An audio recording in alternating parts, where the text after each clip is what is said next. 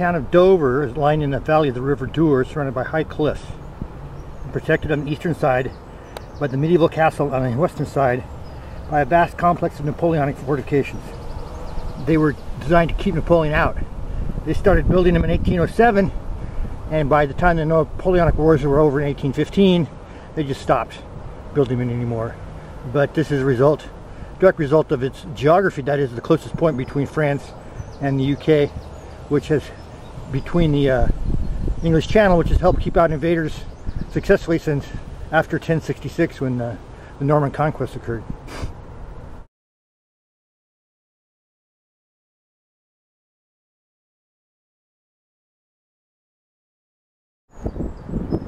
There it is, the English Channel, protector of England.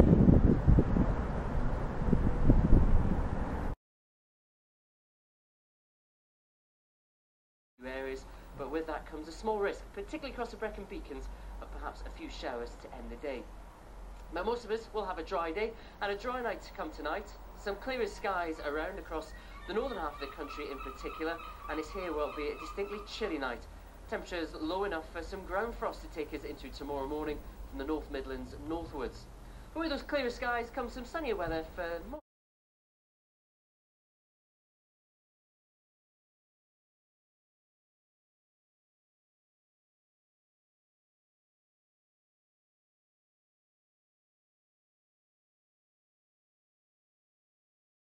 And once again, this is English Channel.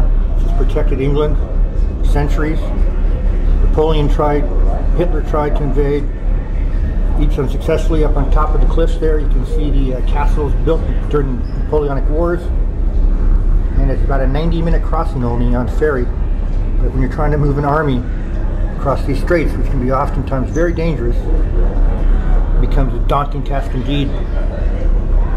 After a few days of sunshine, it's back to the rain west coast clouds.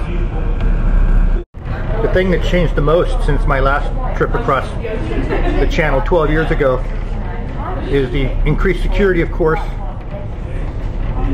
Getting on the boat, we had to go through a security check just like the airport. And you're no longer able to go outside, it appears, so we have to look through this dirty window.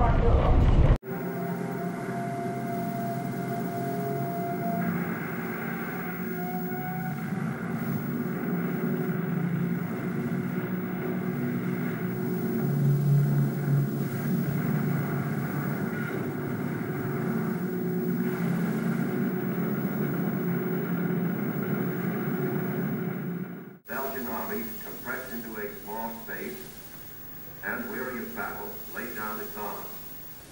That left the desperate French and British defenders with their backs to the sea at the small channel port of Dunkirk.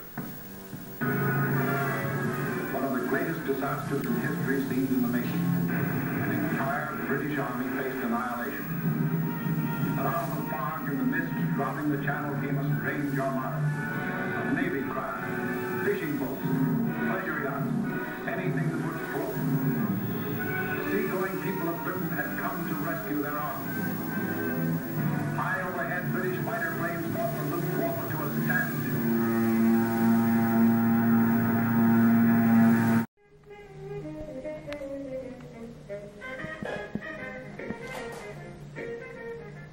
This model, built by a young Calaisan, symbolically represents the Normandy landing of June 6, 1944.